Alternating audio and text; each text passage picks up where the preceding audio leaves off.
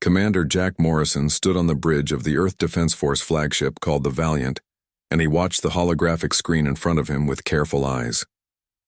The alien ambassador appeared on the screen, and his name was Zarthek, and he looked like a tall crystal tower with lights moving inside his body. Zarthek spoke in a voice that sounded like many voices at once, and he told Jack something that made everyone on the bridge go silent. Your species has been watched. For many years, and the Galactic Council has made a decision about humanity, and that decision is not good for Earth. The Council has seen how humans fight each other and how they destroy their own planet and how they cannot seem to live in peace. Because of this, the Council has decided that humans are too dangerous to join the galactic community. You have 72 hours to give up all your military ships and weapons, and you must agree to follow Council rules. If you do not do this, then the Council will destroy your entire civilization, and every human will die. Jack felt anger rise in his chest, but he kept his face calm because a commander must always stay calm even when he hears terrible news. Next to him stood Lieutenant Kate Sullivan, and she was his tactical officer, and she had been working with Jack for 5 years. Kate turned away from her computer console and looked at Jack with fire in her eyes, and she said that the Council could not be serious because Earth had done nothing to attack them or threaten them. Jack nodded slowly and said that the Council had been watching humanity for a long time, and they saw every war that humans ever fought, and they saw every bomb that was dropped, and every city that was burned. The Council thinks we are monsters, Jack said, and his voice was quiet but strong. He straightened his uniform and told Kate to send an urgent message to Earth Command and tell them that President Harrison needed to know about this threat immediately. Back on Earth, deep underground, beneath the city of Washington, there was a secure bunker where the government leaders met during emergencies. President Daniel Harrison sat at a large table, and around him were the Joint Chiefs of Staff and military advisors and scientists. General Richard Blake was the commander of all Earth Defense Forces, and he stood up to explain the situation to everyone in the room. He said that Earth had 3,000 warships, and they were good ships with brave crews, but the Galactic Council had more than 50,000 warships, and their technology was more advanced than anything Earth had ever built. General Blake looked at the numbers on his display screen and said that, mathematically speaking, there was no way Earth could win a war against the Council. President Harrison listened to the general, and then he repeated the word, mathematically, and a small smile appeared on his face. He said that humans had never let mathematics decide whether they would survive or die. Harrison was a tall man with gray hair, and he had been president for 6 years, and during that time he had always believed that humans could overcome any challenge. He turned to look at Dr. Lisa Campbell, who was sitting at the far end of the table, and she was the director of the Advanced Weapons Division. Harrison asked her if Project Thunderstrike was ready to use, and everyone in the room became very quiet because Project Thunderstrike was the most secret project that Earth had ever created. Dr. Campbell was a brilliant scientist who had spent her whole life studying physics and engineering, and she had worked on Project Thunderstrike for 3 years without telling anyone outside of her team what they were building. She nodded her head and said that yes, the project was ready, but she warned the president that if Earth used this weapon, then there would be no going back, and the galaxy would never see humanity the same way again. President Harrison looked around the table at all the worried faces, and he said that if the choice was between going back and surviving, then he chose survival every time. He ordered Dr. Campbell to send the authorization codes to Commander Morrison on the Valiant, and he said that humanity would never kneel to anyone. On the bridge of the Valiant, Jack received the encrypted message from Earth, and he read it carefully while Kate looked over his shoulder. She read the orders, and her eyes went wide with surprise, and she said that the orders were insane, because they wanted Jack to engage the entire Council fleet with just his small task force of ships. Jack corrected her and said that the orders did not say engage, but rather they said demonstrate, and there was a big difference between those two words. The Council thinks we are primitive, Jack explained, and he pulled up tactical displays on his screens. He said it was time to show the Council what human intelligence and creativity could really do when humans were fighting for survival. Jack opened a communication channel that reached every part of his ship, and every crew member could hear his voice. He said that all crew members should go to battle stations immediately and prepare for combat. He told them they were about to make history and show the galaxy that Earth would not surrender without a fight. Throughout the ship, alarms began to sound, and crew members ran to their positions and weapon systems powered up. and shield generators began to hum with energy. In the engine room, Chief Engineer Carlos Martinez checked all the power systems and made sure the quantum drives were ready because those drives were the key to Project Thunderstrike. Kate began running combat simulations on her computer, and she coordinated with the other ships in the fleet. Lieutenant Sam Porter was at the weapons station, and he was nervous but also excited because he had trained his whole life for a moment like this. Sam checked and rechecked every weapon system to make sure nothing would fail when they needed it most. Jack stood in the center of the bridge with his hands behind his back, and he looked calm. But inside, his mind was racing with plans and strategies. He thought about his family back on Earth, and he thought about all the people who were depending on him to protect them. He knew that the next few hours would determine whether humanity survived or died, and that was a heavy responsibility for any person to carry. The holographic screen showed the positions of council ships gathering at the edge of the solar system, and there were hundreds of them, and they were all moving into attack formation. Jack watched them, and he waited for the right moment because timing was everything in war. He remembered something his father had told him when he was young, and his father had been a soldier too. His father said that humans had one advantage over every other species in the galaxy, and that advantage was that humans never gave up even when everyone said they should. Jack believed that with all his heart, and he knew his crew believed it too, and that belief would carry them through the battle ahead. The Council enforcement fleet came out of hyperspace at the edge of the solar system, and the ships appeared like metal giants against the darkness of space. There were 500 warships, and each one was enormous, and they were 3 times bigger than the largest ships that humans had ever built. The ships arranged themselves in perfect rows and columns like soldiers standing at attention, and they all pointed their weapons toward Earth. Admiral Velkaran was the commander of this fleet, and he was a reptilian creature with scales that shimmered green and gold under the lights of his bridge. He had been a military commander for 200 years, and he had fought in many wars and conquered many worlds. Velkaran looked at the display screen that showed him the human defense fleet, and he saw only 300 ships, and they were small compared to his mighty warships. He made a hissing sound that was like laughter in his species, and he told his second officer that the humans were either very brave or very stupid. He said it did not matter which because the result would be the same and Earth would fall.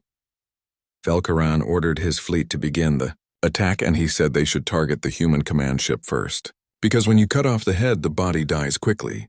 On the Valiant, Kate watched her computer screens fill with warning messages, and the alarms were loud and urgent.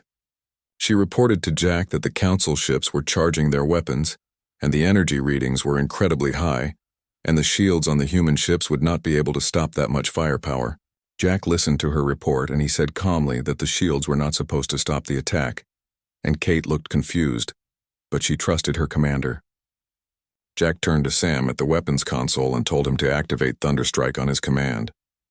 He also called down to the engine room and told Carlos to divert all power to the quantum drives, and Carlos responded immediately and said the drives were hot and ready. The Council fleet fired their weapons, and thousands of bright plasma bolts streaked across the empty space between the two fleets. The plasma moved fast like angry lightning, and it was meant to destroy the human ships in seconds. Jack watched the tactical display, and he counted down quietly and said 3 and then 2 and then 1. And then he shouted the word, "Mark." What happened next was something that had never been seen before in any war in the history of the galaxy. The human ships did not try to dodge the attack, and they did not put up stronger shields, and they did not fire back. Instead, every single human ship simply vanished from normal space. One moment there were 300 warships floating in formation, and the next moment there was nothing but empty space. The Council plasma bolts passed harmlessly through the area where the human ships had been, and the bolts flew off into the darkness and hit nothing, Admiral. Velkaran stared at his screens, and his eyes went wide with shock. He said it was impossible because no species in the galaxy had ever mastered micro-jump technology. The mathematics required to jump such short distances through space were incredibly complex, and even the Council scientists said it could not be done. Before Velkaran could finish his sentence, the Valiant appeared directly behind his flagship.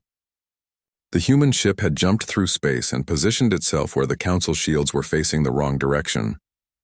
Kate worked quickly at her console, and she locked all weapons onto the Council flagship, and she reported to Jack that they had a perfect target. Jack gave the order to fire, and his voice was steady and calm. the main cannon, on the Valiant fired with a sound like thunder, and the weapon had been built using technology that humans had captured from alien ships years ago, but human engineers had made it better and stronger. The energy beam punched through the Council flagship hull like a knife through paper, and the massive ship broke into two pieces. The reactor core inside the ship went critical and exploded in a ball of white fire. All across the battlefield, the human fleet was performing the same deadly dance. They appeared and fired and vanished and appeared somewhere else. The Council ships had been designed for traditional warfare, where fleets lined up and traded shots until one side was destroyed. They had no defense against enemies who could teleport around them. Captain Ryan Hughes commanded a ship called the Tempest, and he destroyed 3 Council cruisers in less than 1 minute. Commander Jennifer Cole led a squadron of smaller ships, and they wiped out an entire wing of Council fighters. Without getting hit even once, the battle lasted only 20 minutes, and in that short time 100 Council ships were destroyed or so badly damaged they could not fight. The remaining 400 ships broke formation and retreated back toward the hyperspace jump point. They broadcast emergency signals on all frequencies and called for reinforcements. On Earth, President Harrison watched the battle through satellite cameras, and all around him military officers were cheering and celebrating.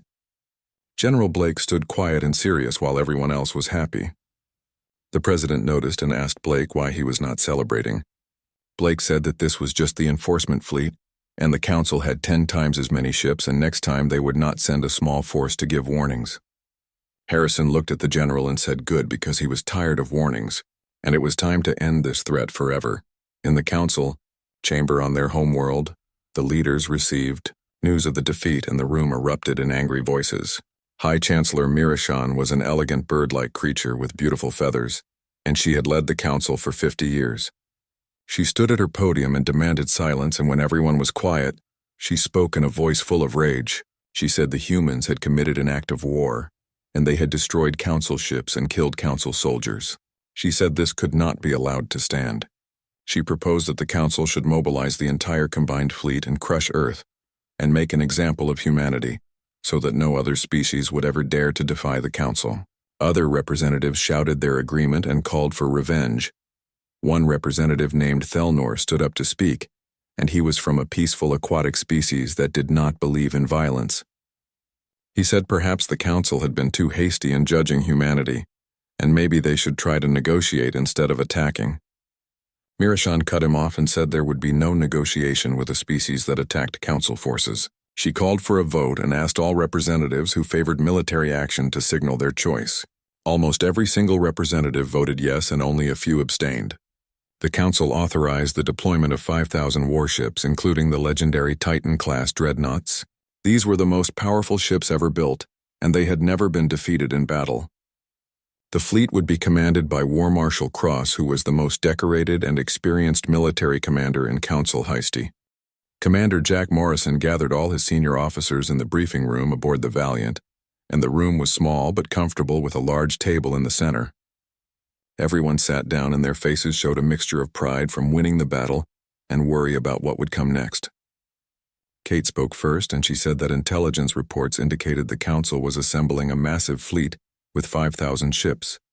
She asked Jack if they could really win a war against such overwhelming numbers, because winning one battle was different from winning an entire war. Jack stood up and walked to the display screen on the wall, and he pulled up star charts that showed the space between Earth and the Council worlds. He said the Council thinks in terms of traditional warfare, where the biggest fleet wins, but humans had been fighting each other for thousands of years, and humans knew every trick and strategy that existed. Lieutenant Commander Greg Foster was the chief intelligence officer, and he was a quiet man who spent most of his time analyzing data and enemy movements. He highlighted several star systems on the map and pointed to something called the Kepler Junction. He explained that the Kepler Junction was the only hyperspace route large enough to handle ships the size of Titan-class dreadnoughts. Any fleet coming from Council space to Earth would have to pass through that junction. Greg suggested they could mine the area, but then he stopped because he realized the Council would scan for mines and find them easily. Kate looked at the map and had an idea, and she asked Sam if they could use the stealth mines that Dr. Campbell had developed. Sam thought about it and said the mines used quantum shielding, which made them invisible to sensors, but they were experimental, and in testing they only worked 50% of the time. Jack said that 50% was better than 0%, and he ordered Sam to deploy the stealth mines at the Kepler Junction. But he also said that the mines were just the opening move and they needed a complete strategy to win this war. He turned to Captain Hughes and told him to take his squadron and attack Council supply lines, because an army cannot fight without food and fuel and ammunition. He told Commander Cole to take her ships and create false sensor signals to make the Council think Earth had twice as many ships as they really did. Everyone nodded and began planning their specific missions, and the meeting lasted for 3 hours as they worked out every detail. Back on Earth, Dr. Campbell was working day and night in her laboratory, and she barely slept, because she knew that human survival depended on her work. Her team had been studying captured Council technology for months, and they finally made a breakthrough that could change everything. She was so excited that she did not even call ahead, but instead ran directly to President Harrison's office and burst through the door without knocking. The president was surprised, but he could see the excitement in her eyes. Dr. Campbell held up a data pad and said they had cracked the shield frequency that every Council ship used. She explained that all Council ships used the same basic harmonic frequency for their shields, because they all bought their shield generators from the same manufacturers. If Earth could modulate their weapons to match that frequency, then human weapons would pass right through Council shields. Like the shields were not even there. President Harrison stood up quickly, and a smile spread across his face because he understood what this meant. He said that Dr. Campbell might have just won the war for humanity. He asked her how long it would take to modify all the weapons on every ship in the fleet. She said it would take 72 hours to outfit the entire fleet with the new frequency modulators. Harrison shook his head and said she had 48 hours, because the Council fleet would arrive in 3 days. Dr. Campbell looked worried, but she nodded and said her team would work around the clock and get it done.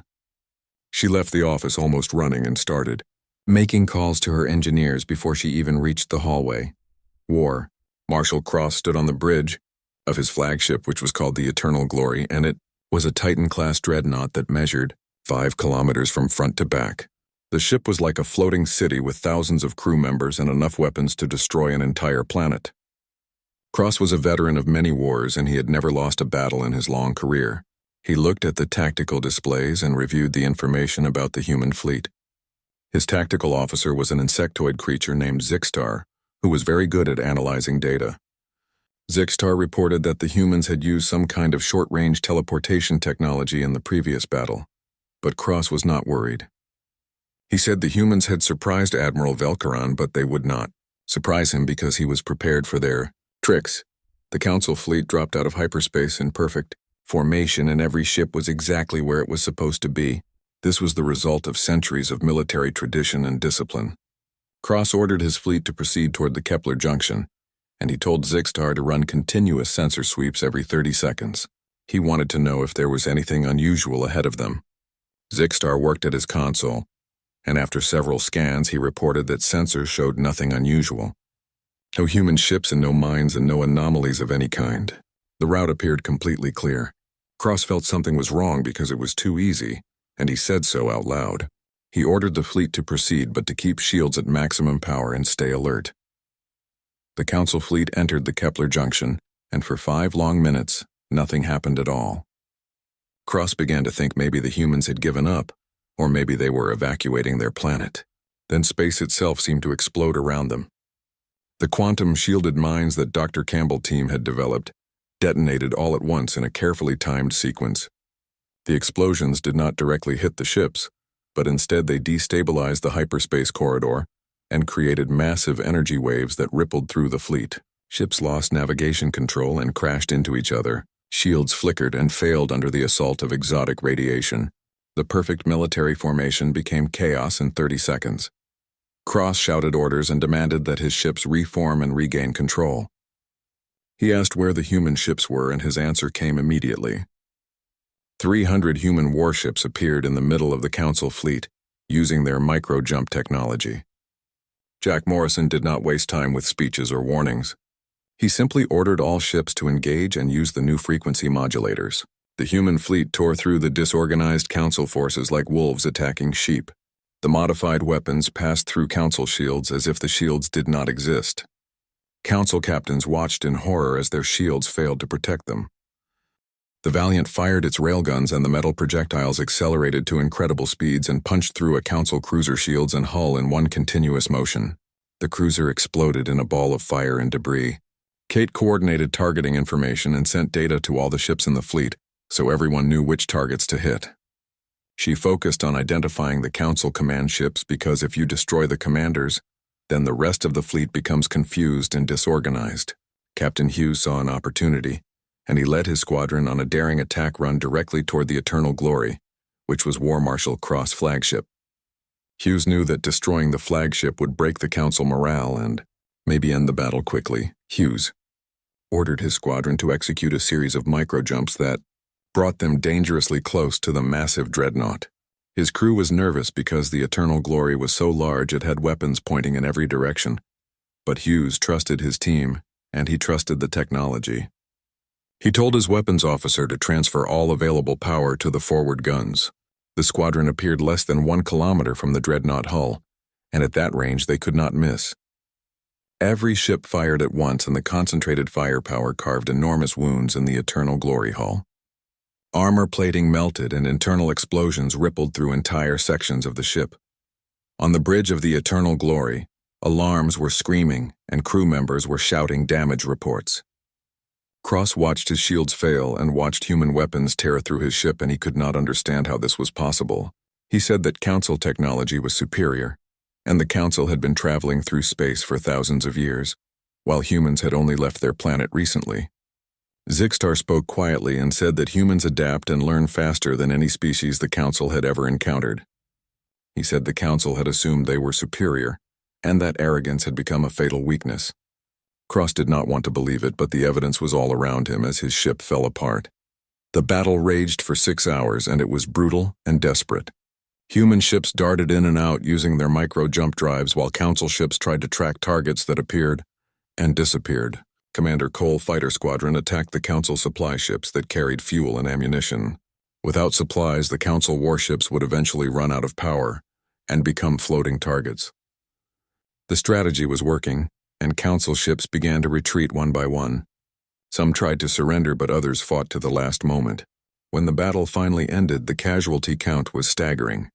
2,000 Council ships were destroyed or damaged so badly they would never fight again.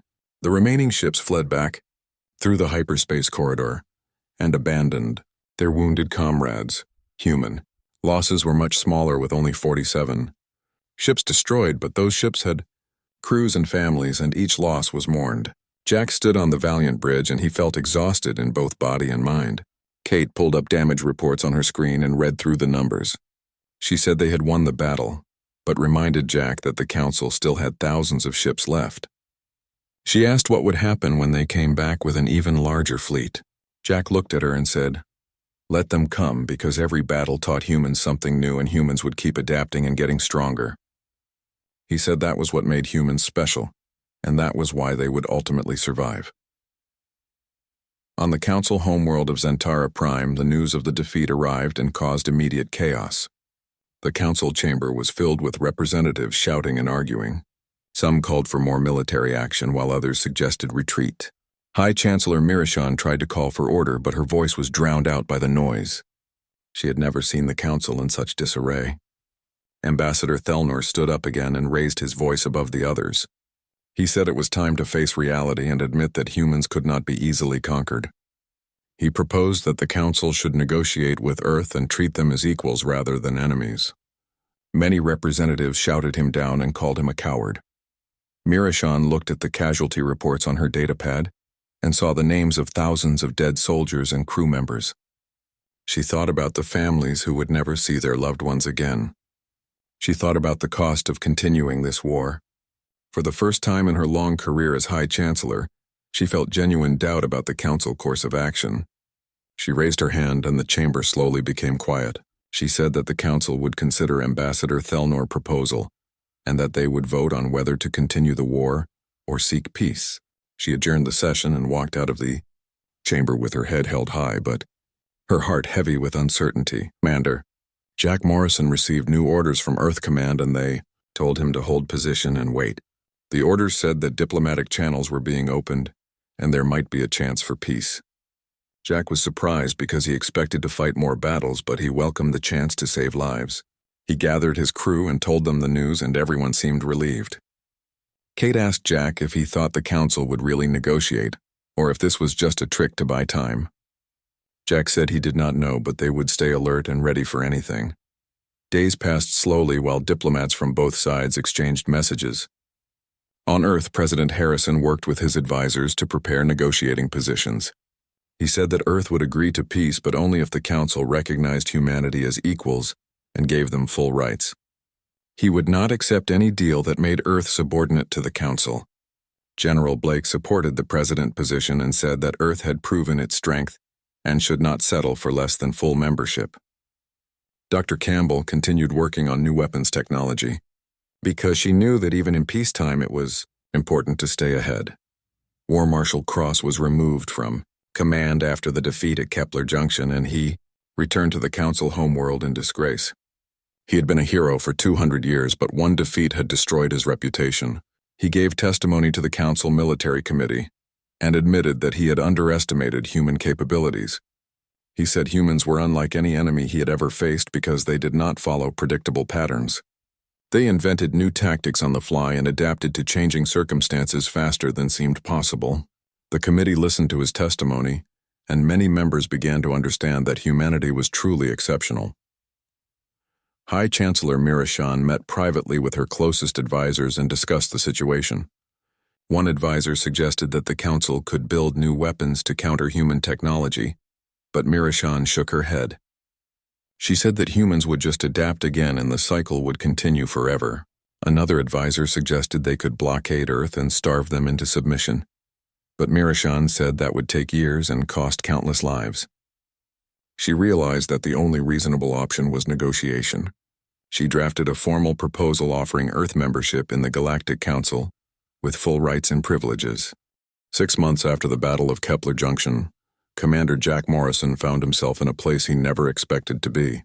He stood aboard a council diplomatic vessel wearing his dress uniform, with all his combat medals displayed on his chest. Kate Sullivan was with him along with President Harrison and a full team of diplomats and advisors. They were traveling to the council homeworld for humanity's first official meeting with the Galactic Council. President Harrison adjusted his tie nervously because he had spent his whole life in politics. But this was different from anything he had ever done before. Jack told the president that they had earned this moment through courage and sacrifice, and the council now respected Earth because humanity had proven its strength. The council chamber was magnificent beyond description. It was a massive structure that orbited the capital world, and inside was a vast space with seating for representatives from 200 different species. The architecture was beautiful, with flowing curves and surfaces that seemed to glow with their own light.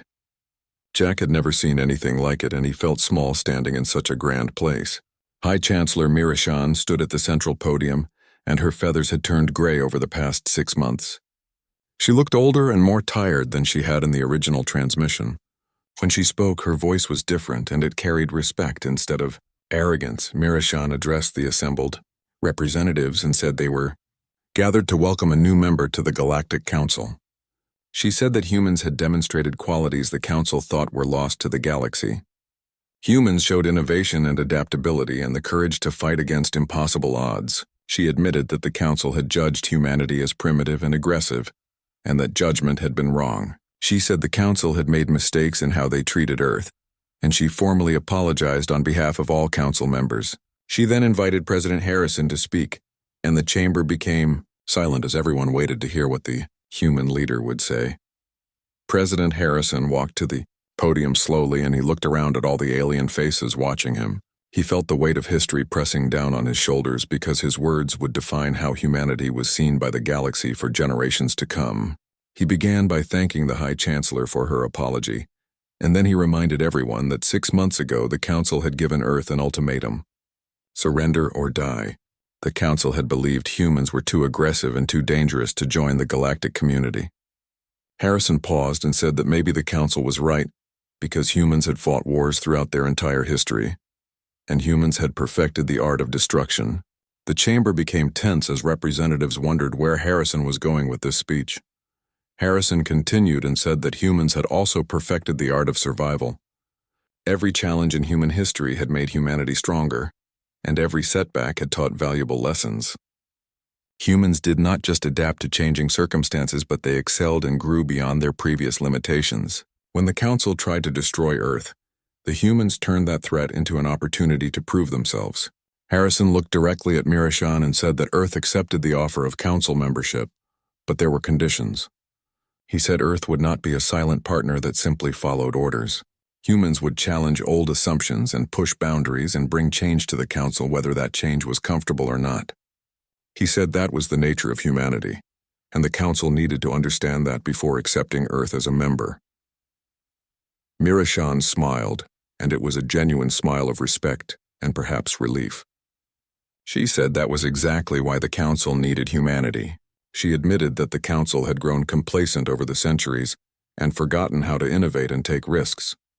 She said maybe humans could teach the rest of the galaxy how to dream again and how to reach for something better. The vote was called, and one by one representatives from each species stood and voted. Some voted yes quickly, while others hesitated, but eventually every single species voted to accept Earth. The vote was unanimous, and humanity had earned its place among the stars, not through submission, but through strength and determination. After the formal ceremony, Jack and Kate stood together on an observation deck looking out at the stars. The view was incredible, with thousands of stars visible in every direction. Kate leaned against the railing and asked Jack what would happen now.